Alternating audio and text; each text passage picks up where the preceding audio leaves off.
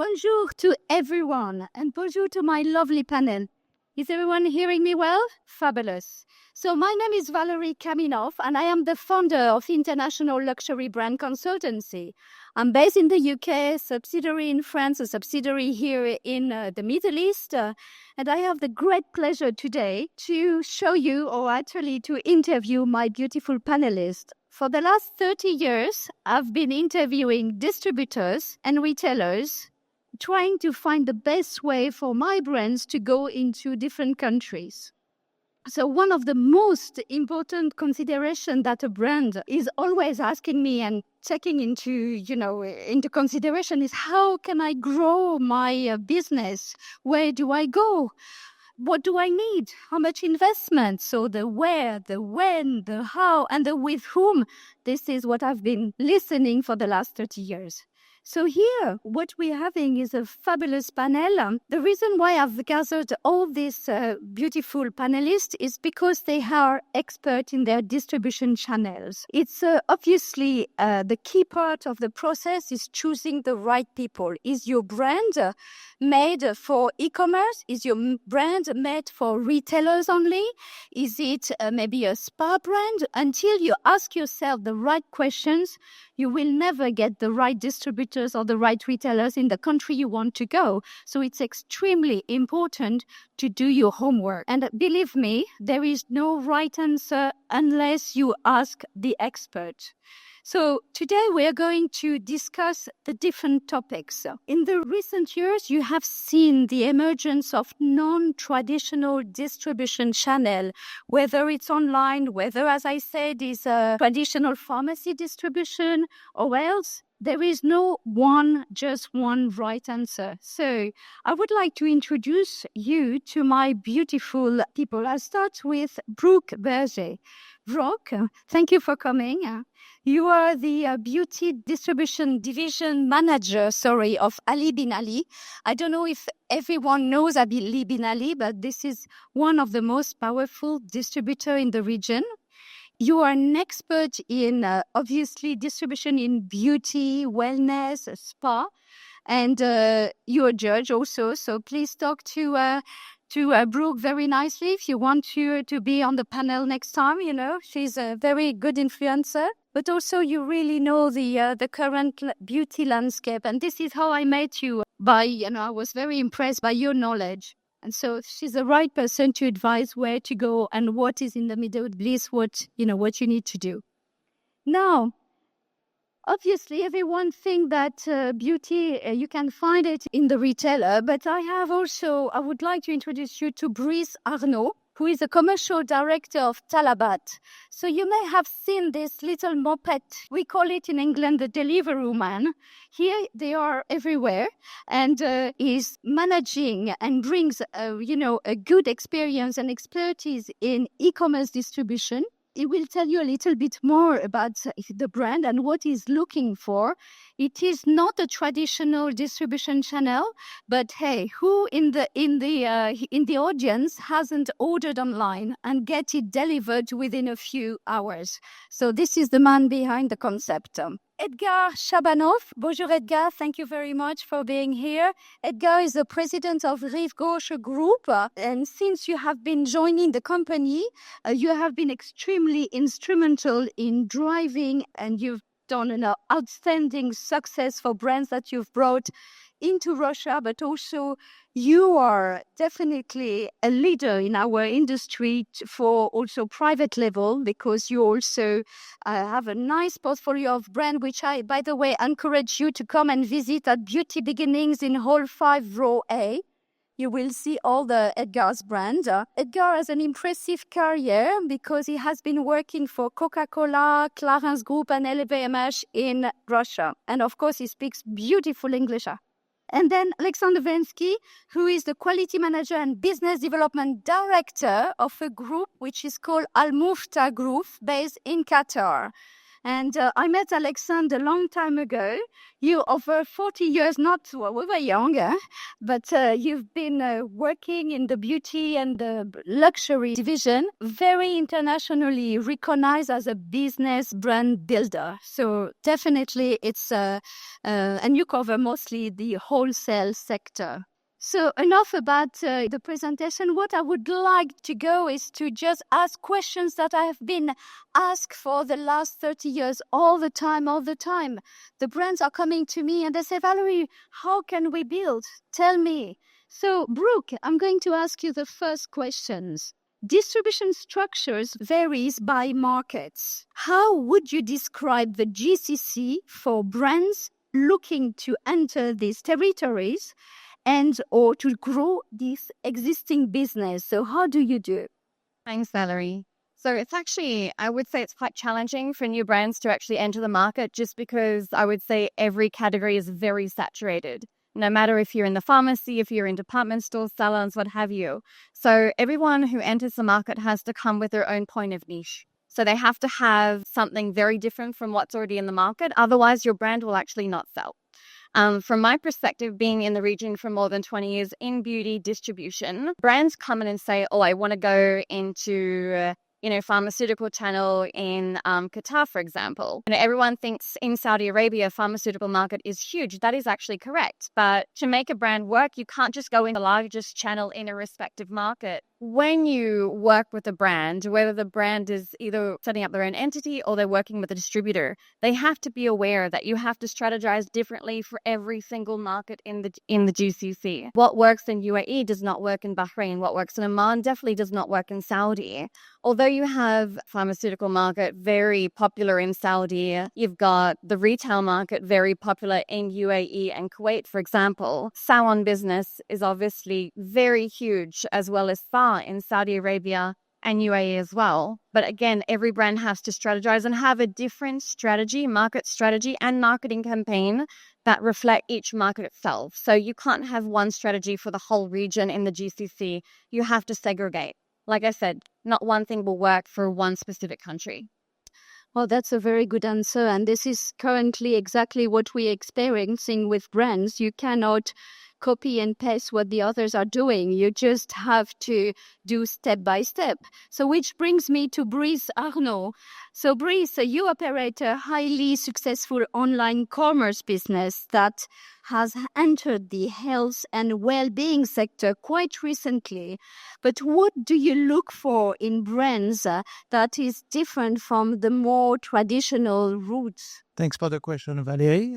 Like Brooke was saying, it's not one approach across all channels. Every channel will have a different positioning and different search in products. So we, at Talabat, we are more on mass market beauty and personal care products, right? So we always try to find products that align with the values, align with the quality we're searching for, align with the pricing and the positioning that we are adding. And it's trying to get this perfect match with the brand and what we have as customer base. We always try to have trendy products. So it's not only about the how famous is your brand, is what you have that can differentiate from others. And that's one of the main factors. So you can be not really known, but offer something that's extremely trendy and very new. And that's usually what we are searching for. The differentiation factor for us, it's the key. This is exactly, it's the proof, as we say in England, the proof is in the pudding. So if your pudding doesn't have the right ingredient, it will never be good. So thank you for your insights. Edgar Shabanov, please, you run a very highly successful beauty retail, Rive Gauche to name it, as well as you manage an extensive portfolio of private label brands. So you understand both sides, and this is quite unusual, to be very honest, because either you're a retailer or either you're a brand owner, but you can't be both. Here, because you have such an extensive knowledge of distribution, what are the most important criteria to you when considering a partner? Thank you very much, Valerie, for your introduction. I think you have given so many credits that it will be difficult to work them all up and not let down, what you have said about us and about me personally. Let me say a few words who we are and what we are doing here. So we are one of the top 3 largest retailers in premium perfumes and cosmetics, selling premium perfumes and cosmetics in Russia. Over 250 doors all over Russia, from Kaliningrad to Far East cities. And we sell in our stores around 1,000 different brands and handle more than 40,000 stock keeping units. Among those 1,000 brands, we also have our own private label brands. And those brands that we own, we develop, present here in this exhibition. And overall, we have more than 20 brands. We have chosen 13 of the best brands in different categories, in makeup, in skincare, in fragrances, as well as in hair care. So we have a wide range of products, also in different price categories. So, of course, we as a distributor, having so many different brands, in this particular case 13, could have a competitive advantage probably over other potential brand owners who have lesser quantity of brands, so we can consolidate them, etc., etc.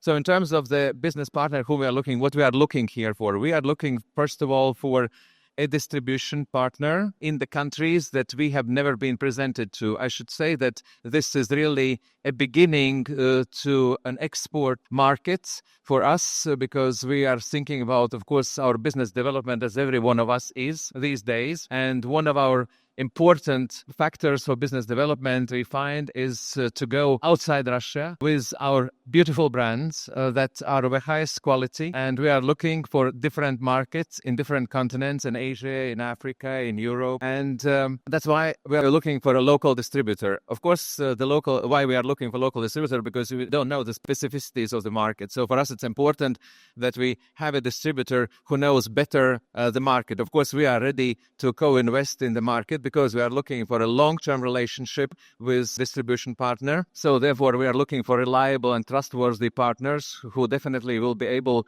to tell us how to better enter the market and how to better generate sales in this particular market, because all of us are looking for a success story, mutual success story. Also, we are looking for retail partners, of course, who have a reasonable number of stores, who also can be our retail partners, let's say, in a particular country. So you are very welcome to visit our stands at the Beauty Beginnings. As I said, that for us, it's really beginning of the road to export markets. So, Edgar, thank you very much. Well, maybe the question you should ask is, the next one is to Alexandra, because Alexandra is a retailer. And I would like to ask you, what are the retail characteristics of the Middle East region that are important for brands to consider? So maybe you can help Edgar. We already exchanged the contacts. So. Okay. Thank you very much, Valerie, first of all, for inviting us. There are 2 characteristics which need to be done by the brands to be attracted here in the Middle East. One is to have a sharpened USP. That means don't try to be a brand like Me Too and to come with a general please them all concept, but be trustful that if you develop a product or brand, to be different, to have a sharp-edged marketing, and to have a product offer which is different than your competitors. The second part is to attract the retailer in the distribution is to have a very good, what I call 360 approach. That means you need to provide to the retailer a professional structure, meaning you allow him to get the pictures for your social media with texts. You provide him maybe assistance also for creative design, for in-store animations, promotions. You need to supply maybe a website where we can do the replenishments online in order to lower the logistics. It's about PR, it's about training, it's about incentive product programs for the retailers. So if you have that 360 approach, and if you approach a retailer offering 360 turn on all the support materials, that will be a tremendous asset as a brand. The second thing is you have always to deal with the local markets. Even in GCC, we have very big differences between Qatar, UAE, Bahrain, Kuwait, and you need to have a feeling. And of course, working with a retailer locally will allow you to maybe not do some mistakes or do some wrong steps, but control easily what you're doing and how it's done, because you have a trustful partner who knows the local customers. Well, that's Very, very true. And actually, you were talking about different distribution channel. Alexander, I would like to ask the specialist, Brooke, you are a specialist and an expert in luxury spa and salon. And I think this is how we met many moons ago. But I have a question. Are there different criteria for professional brands to consider and questions to ask when looking at distribution opportunities? And should the brands go professional or retail first, or both at the same time? What do you have to say? In terms of, I guess, salon, spa, professional type brands, it's another challenging question because when a brand approaches me in this type of segment, it's not only, as I said before, about taking a different market strategy for every market. When you speak to a professional type brand, they need to understand their global strategy first. And funnily enough, a lot of them do not. A lot of them are, again, very small. Strategy for every market is very different. For example, brands that have approached me in the past, you have a spa brand who might be actively in pharmacies in France, for example. However, they may not necessarily work in this region. Because again, it's always getting to know their global market strategy. Because again, I will not take on a brand if they want to direct me and say, you have to put spa brand and pharmacy in this market. It will not work. You've got to look at the pricing. You've got to look at the concept of a brand. A lot of factors we need to consider. So it's really understanding brands' requirements. And again, are they a suitable fit for this distributor?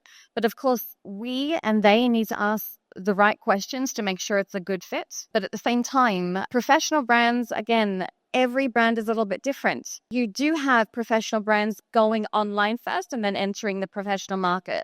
Some of them have a no-go online strategy where they refuse to go online in the market. And that is one brand that I'm working with at the moment. We will not go online. It's purely a professional brand. It's only for the salon and the hotel spa market. They wouldn't even go into the retail segment unless it's in a professional channel. That's correct. Actually, it's very interesting because in the recent years, we have seen an emergence of more non-traditional opportunities, making the road to retail. Basically, the brands are going where the consumers are. And we find this type of roads very dynamic, whilst, it has created a wealth of opportunities to shop. So my question to Brice is, do you feel technologies is going to take a stronger role in the beauty and personal sector? And if so, how should brands make it part of their criteria? Brands have to understand that there's a shift in consuming products. So from specialty store to pharmacy to online presence. So what they need to adapt to is an online presence and online product kit or product visualization, how to use the tools that are available online to get the benefit of this online exposure. So is your content adapted to websites? Is your content adapted to the platform that your partners are using? So it's not one fits all. So you can have design that can be used in many different retailers offline, but online, the platform will be different from Amazon to Talabat to any other platform, and then you need to adapt. So how the page is done, how your content is produced, how you visualize, use GIF or the capability of the retailer you speak to. That's, I think, an adaptability that we start to see more and more, and that's really needed for us because we have certain capabilities that need to be explored fully. So the more you can develop those assets online, the best it is. Well, this is excellent answer. And as you said, I have had the chance to visit your headquarters. It was an army of people behind the screen trying to not only create content, but it's precision. It's with what you're doing. You're taking off an airplane. Success doesn't come like that just online. So Edgar, as we all know, the beauty industry has become very digitally driven.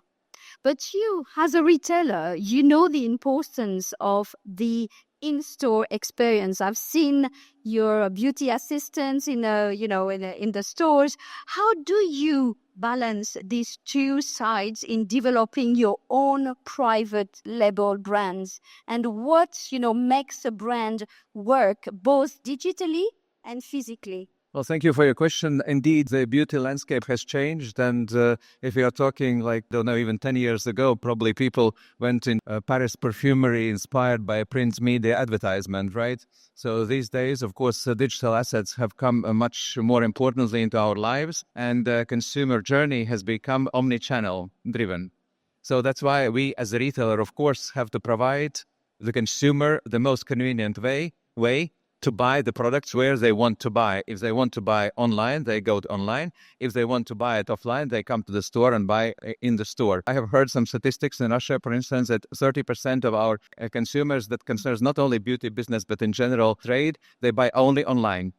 70% of potential buyers, they buy online and offline. So we as a retailer, of course, with the brands that we sell, as well as for our private label brands, have to provide this omni-channel approach. What do we do? Of course, for our private label brands, we create media assets. First of all, primarily those are digital media assets because we have our internet shop where we, of course, promote our private label brands through the different banners that where we put our private label brands. Then we work with social media. We have our own assets, social media assets. We work with bloggers, therefore also try to expand the awareness and knowledge about those brands. But nevertheless, as a retailer, okay, we still own and we develop our offline stores, okay?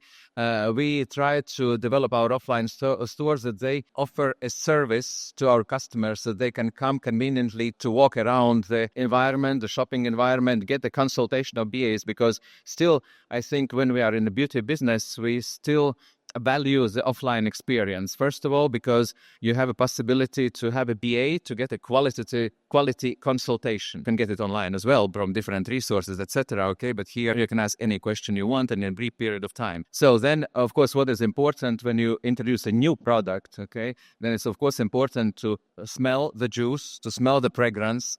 Especially right now, the trend is towards niche fragrance brands.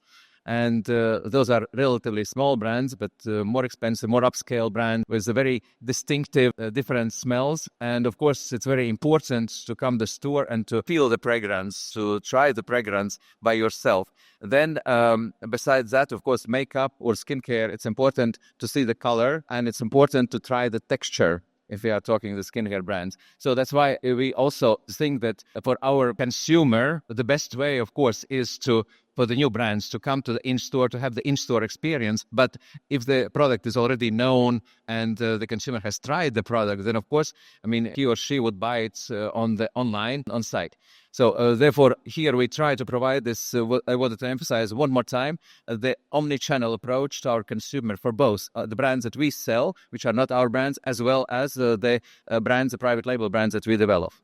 Thank you very much. Well, I can see its distribution is very complex and it doesn't come like that by chance. So it's not because your brand is the best on your home market that it will be very successful in any other market. You really have to do your homework before you go and you launch. And one of the questions that, I'm being asked by brands is, how do I get it right? Where do I go? How is my business going to be profitable or not? So there is one question I'm always being asked, and I'm going to ask it to Alexandra. Alexandra, should a brand distribute in all channels at the same time, or is exclusivity with a retailer a more important first step? And as a brand, how do you identify what is the right channel for you? Okay. First of all, every country is different. Every region is different. So there is no general rule. Unfortunately, it would be lovely. Like this, we can make copy and paste and have a successful program scaling. We call that in marketing. Actually, what you need to understand, and that's why it's good to have a local distributor or somebody who you're trustful in, is what is the way the consumer is looking for the product. And Brice just said it's a big change coming up. And the attitude of consumers is different in different regions. In the first, I would say it depends what is your financial power, how big you are already when you enter a market. If you're a smaller company, it makes sense to have an exclusive partner to understand better the markets, to give him the time to grow with you and to make the needful investments. And he's ready to make the investment. As a retailer, we are ready to invest in new brands as long as we have a certain commitment of the brand to have exclusivity and protect our investment. Now, if you don't need this investment, you can go for multi-channel distribution. And in this multi-channel distribution, of course, online is a very important part. And very often the retailers are a little bit still afraid of the online business because it's very difficult to control it. And we are talking here about issues of the gray market. That means you have regions who buy the products and deliver to other regions, which always causes a problem in the distribution because you have a distributor in one country, he's purchasing the items, and then suddenly products are delivered from other regions in this market, and which is destroying somehow his market potential. So it's very important as a brand that you think about how you keep control of your distribution. Don't think necessarily about the channels, but think about more, how can I control the markets? All the big companies of luxury goods, if you look for Cartier, if you look for anybody, Louis Vuitton, etc., you'll see that they spend a lot of money to control the distribution, to control the distribution channels. Where are my products delivered? Who's delivering to whom? And this is a key factor for you as a brand to be successful, to control your distribution. Now, you have department stores, you have pharmacies, you have retail business, spas, whatever. And depending on your product, a good mix is key, is important. But you should be also trustful to say, we start smaller. We have a partner who is investing with us, and we will not ask too much money in the beginning, but we will keep the focus on the stock rotation, on the sales and support to empty the pipeline. Don't go for the full turnover, which is nice because you have a nice invoice and the retailer maybe invested more into your brand, but then make sure that the sell out, that means through the market, is high enough to make your business sustainable. And the magic word here is the organic growth. If you just open stores and after 1 year you see that you are stuck and the market is full, then you are facing the issue that all these retailers, they're going to push your products on internet and Amazon or wherever it is to get rid of it. And this is going to be very harmful for you. So my suggestion by my experience is try to find a good partner who is strong, who's supporting your brands, and less is more. Step in a small size and grow with your partner. Just, if you don't mind, can I just add on to that? And that's absolutely, I would say 100%, 200% accurate. The worst thing is, though, in distribution, when you're distributing to retailers, and then maybe that partnership may go sour. The worst thing is having your retailer put it on discount. So you have to build that rapport with the retailer or with the salon or what have you, and make sure they don't discount it. You always have to have that agreement in place between the distributor and your clients to make sure they don't do that, because that's not only ruining your reputation as a distributor, but at the same time, it's going to ruin the brand reputation in the market. And to pick that back up, it's harder, obviously, to build your reputation back up than it is to obviously gain it. You're absolutely right, Brooke. I just want to add something. Very often, the retailers, as I said, are afraid about the internet, because if you're a classical retailer and you have this magic cloud called Amazon or whatever, a lot of smaller retailers are getting frightened of this power. So as a distributor and as a brand, what you can do, you can open up your own website with an e-shop, and you tell your customer, well, I can support your sales by allowing the person who buys online to pick up the goods in your shop. So actually you will drive the sellout of the retailer, and you just reallocate them even a margin, which could be less than the regular stocked items.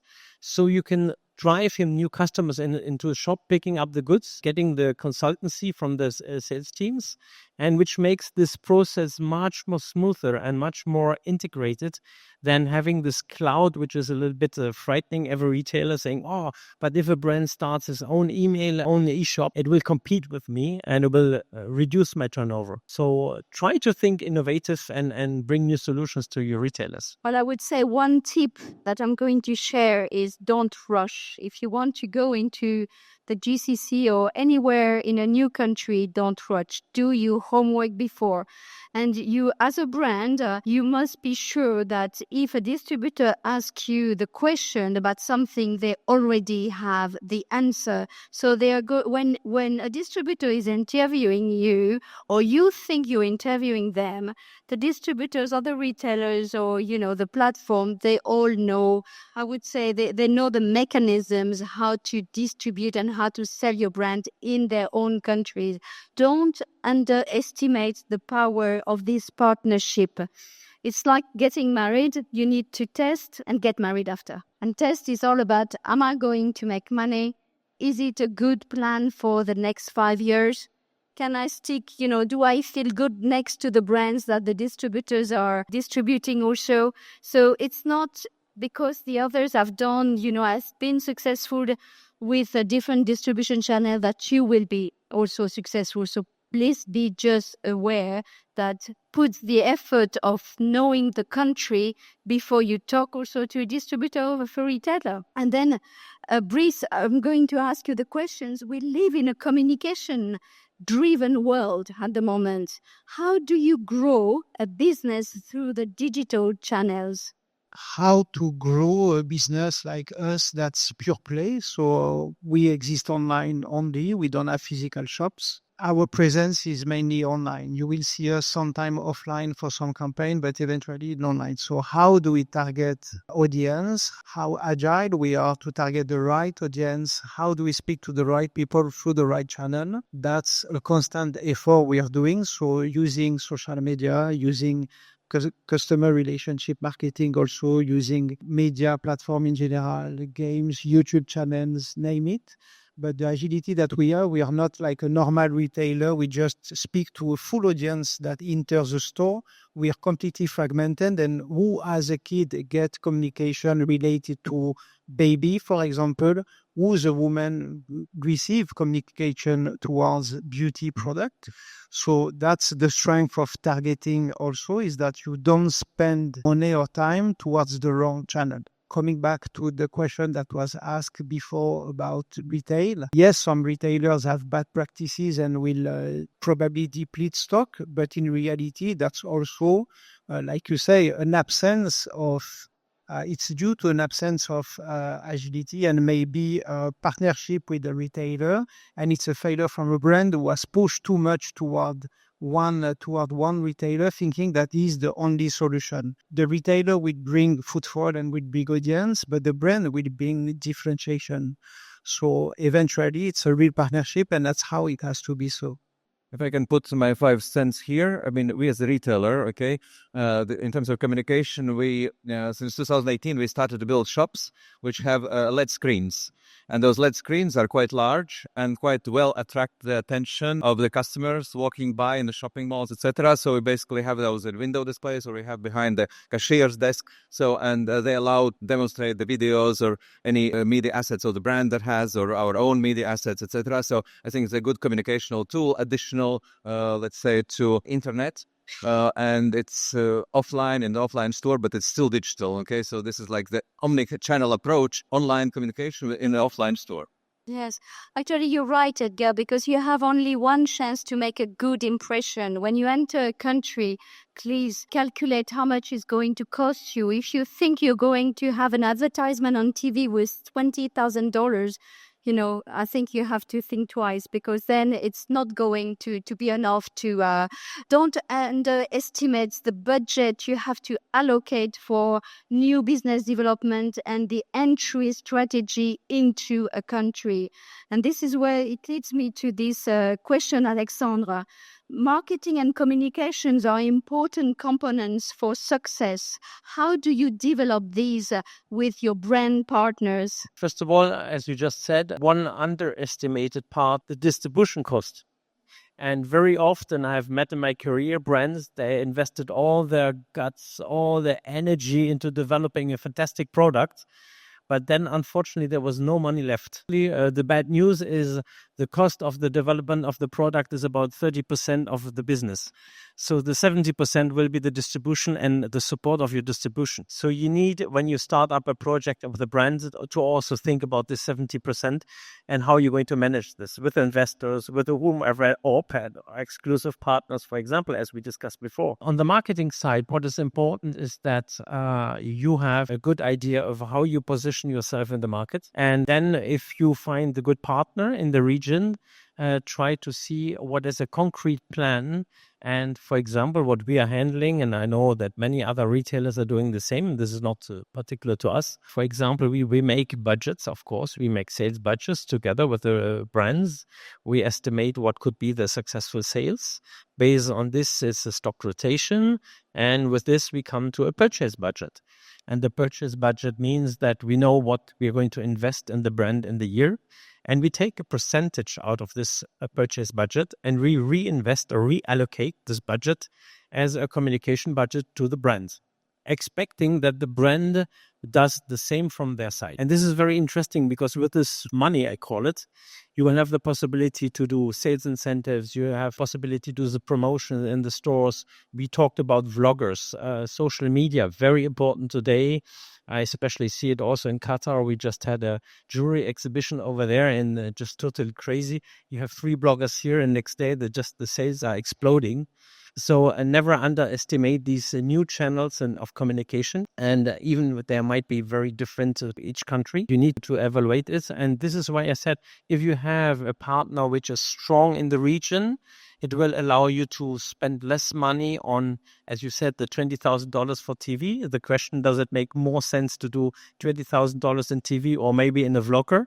Well, I think that your local partner will be strong enough to tell you what is the best way to communicate as a region or country. So yes, it's important to have this budget together with the distribution channels and to be sure that on your side as a brand, you have enough of financial possibilities once you have created your product to support your product in the retail market. That's a very great answer. And actually, for the last 30 years that I've been in the distribution industry, I've been asked many, many questions. But the main painful and the really painful question that the brands is asking me all the times is, how do I judge that business plan is good? What are the criteria that I should look for? And then make sure that I choose the right distributor. So I've been very impressed by Brooke recently. I mean, not only recently because I've known you for a long time, but I would like you to share your little secret. How do you develop a business plan for brands? And what is the process and the strategy without telling everything? But you have Not a problem. For our, I would say, business models and what we work with our brands, they are, I would say, quite extensive. They're about, I think, 14 pages. So normally we work out a pricing module first to make sure the numbers work. Secondly, we obviously work on our forecasting. But in our forecasting, it's broken down bit by bit into different currencies, in sales per SKU. We also share with our potential suppliers budget forecasting, sales forecasting over the next 5-year period and see if that works. Sometimes the brands obviously want to negotiate. It's always about the coefficient, and sometimes we can't make a brand work. The reason being, in the Middle East, we have a lot of overheads, whether it's logistics or our central overheads. So trying to obtain a distributor in the Middle East can be challenging just because our margins can be up to more than 80%. And then at the same time, we work on X work. So say take 80% into your margin. We also invest heavily into marketing. We don't ask the brand to do that unless they want to. So that's adding an extra, say, 20 to 25% on that. Brands also need to understand that not only our costs are high, we heavily invest into marketing a brand online and offline. Hence, it can be challenging to onboard new niche brands or smaller brands or new upcoming brands who don't have a significant budget to invest in distribution. So it's all about money, Brooke. I can tell. Pretty much, yes, exactly. So I know we have left about 12 minutes. I have another 10 questions to ask, but maybe I should leave the question to the audience. Or does anyone have any question to ask? Otherwise, I carry on my questions. Yes, over there. Hello. What types of brands would you like to select and why? Who would you like to ask the question for? Edgar. We have changed a lot of assortment in our chain, which has been caused by different purposes. And of course, we have been looking a lot for many new brands. And one of the source of identifying new brands is an exhibition like this one, and also going to other exhibitions. So what are we looking for? We are looking, of course, for different categories of brands because we sell fragrances, we sell skincare, we sell makeup. If we are talking about makeup, then we are looking for full range, preferably full range makeup line. Basically, that has face products, lip products, eye products, okay? So that we can present, because it's difficult to sell if you have just a very few SKUs, if you have only lips, okay? Lipsticks or lip products, okay? So we are looking for a full range of makeup products. If you are looking for skincare, then for skincare, we're looking for a concept. So it's easy to sell a concept. It's either a skincare brand or maybe it's a hydration brand, yeah. Or also we are looking for some interesting, brands from other markets like China, for instance, or South Korea, because I think those brands they have a good R&D investment, and probably China is something new to our markets, okay. But I think they are also investing a lot in R&D, which is also important for us. But our consumer still needs to be educated. Okay, and then when we have all those new brands, the challenge that we're facing is how to communicate to our consumers about the new brands, how to communicate what are the differences about those new brands, okay? And their social media, of course, comes to help for us. And then finally, fragrances. Fragrances, of course, we are looking for interesting fragrances, unusual fragrances, the bright packaging, that it stands out, etc. We have developed a very large portfolio of niche fragrance brands. And I can tell you that if 2 or 3 years ago, only 4% of our sales were represented in niche fragrances, then this year it's around 20% of our total sales are in niche fragrances. So about half of our sales of fragrances are in niche fragrances. So it's an obvious trend. I know also in Europe and in different countries, but especially in Russia as well, it's a trend. So as well, so niche fragrances is something that we are also looking for. And here is important is, of course, the storytelling, the concept of them. Thank you. Thank you very much. Any other question? I have a question for Alexander and Edgar.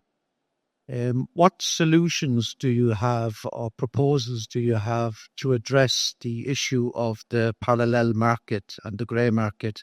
How do you address this, or how do you see this being addressed in the future to not undermine, be successful? Yes, the parallel market is called the secondary market, very famous and established here. So how do we deal with that? That's the main issue. I mean, this is why I say that it's very important for the brands to keep control of its distribution. And in order to protect the investment of the distributors, retailers, and also their own marketing and corporate identity and everything.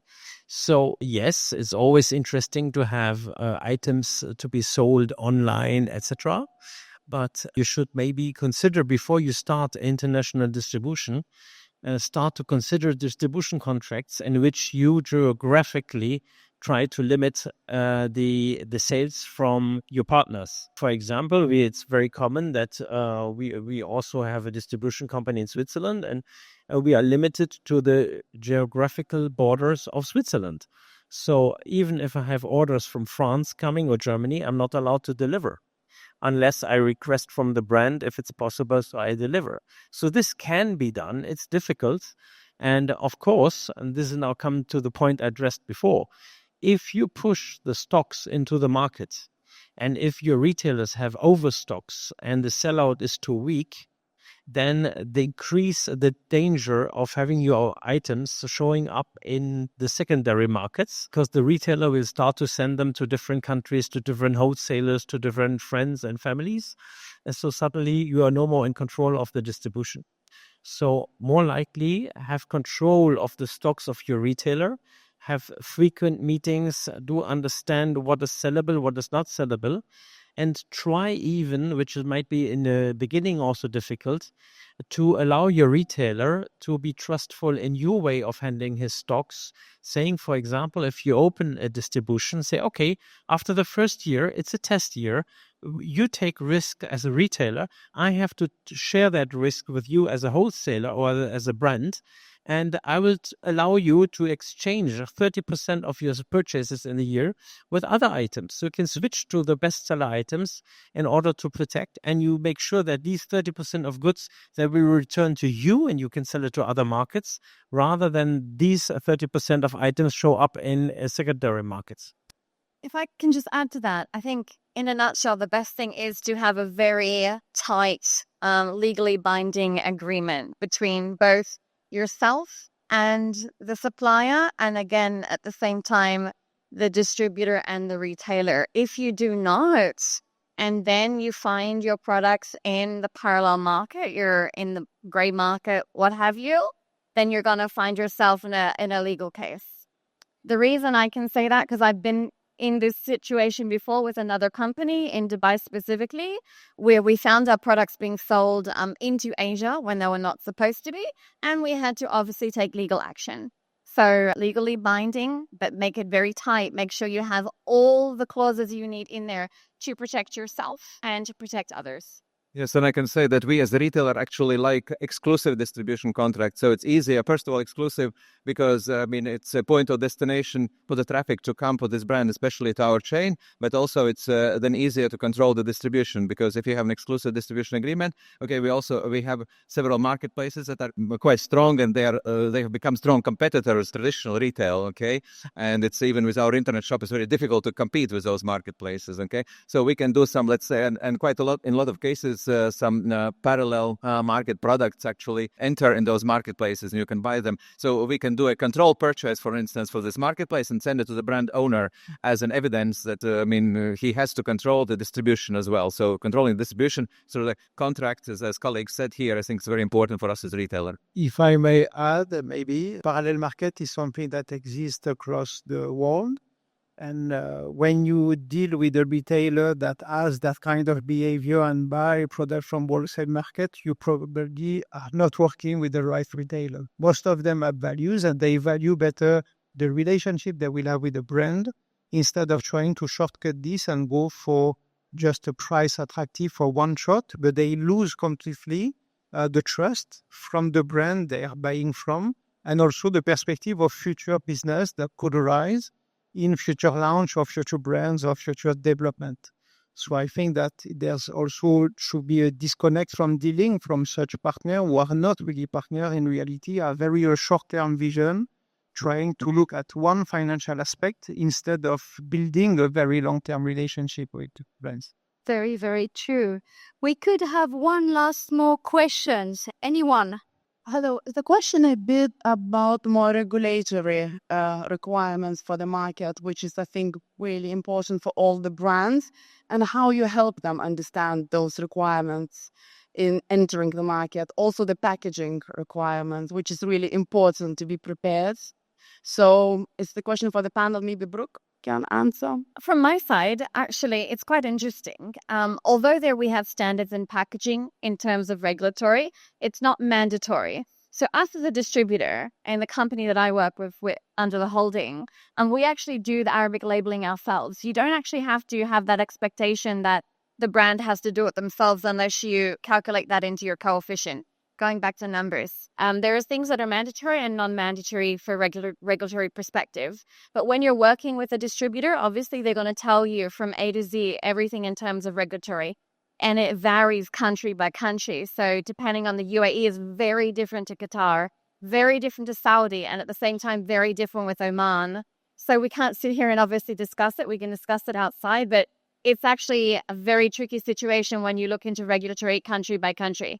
Timelines, again, for registration are very different from every market as well. I mean, you can look at, again, depending how big your brand is and how many SKUs you have, you can be looking at a couple of weeks to a couple of months. But in Saudi, for example, you could be looking at a little bit longer. I wouldn't even get started on Egypt and Jordan. Although I don't work at those markets right now, you can look at a couple of years. So, Hi, question for Brooke. As a small niche fragrance brand, when approaching a distributor, what kind of materials are you looking for to know that the brand is serious? you know what? For me, or for our company, it's all about asking the right questions. But again, niche fragrances, we do look into. But again, when I look into a brand specifically, it's about aesthetics. Again, like I said in the first question Valerie gave me, it's all about coming in with a point of difference, your own point of niche, because you know there are thousands of niche brands in the market at the moment. So you have to come up with a different marketing strategy you can pitch to us to say, this is what we're doing at the moment. Whether you're a new brand or you're in another market, it doesn't matter. So it's not only about your current marketing strategy, but at the same time, aesthetics. What does your packaging look like? Is it going to stand out amongst the rest in the region? And that's primarily what we look for. It's not necessarily about your pricing, because you have niche products that are, commercial, prestige, and then again, very luxury. So we can discuss this later if you like. But there's a lot of aspects we really do look into. Great. I want to add another dimension. There is the marketing, the financial and its dimensions, communication, product mix, and all this. But there's one dimension which I really want to stress, because we are somewhere in luxury world over here. It's the passion you put behind your products and your brand. And when you come to my office and we discuss about your brand, I want to see sparkles in your eyes. I want to feel this energy from you saying, I believe in my brand. I will make it successful. I want to enter your markets. And don't underestimate the human value in a relationship. Yes. Well, I'm afraid, sadly, there is another panel after that. I wanted to thank you very much. First of all, thank you very much to my speaker. Really, really well done. Most of the stickers will be at Beauty Beginning Hall 5, where we're having a long stand. It's a row number A. If you have any questions, please do not hesitate to contact me, info@ilbc.co.uk. I am outside if you have any question. Thank you very much for everyone. And thank you very much, Valerie, for hosting and moderating this lovely panel on the world of distribution. Thank you.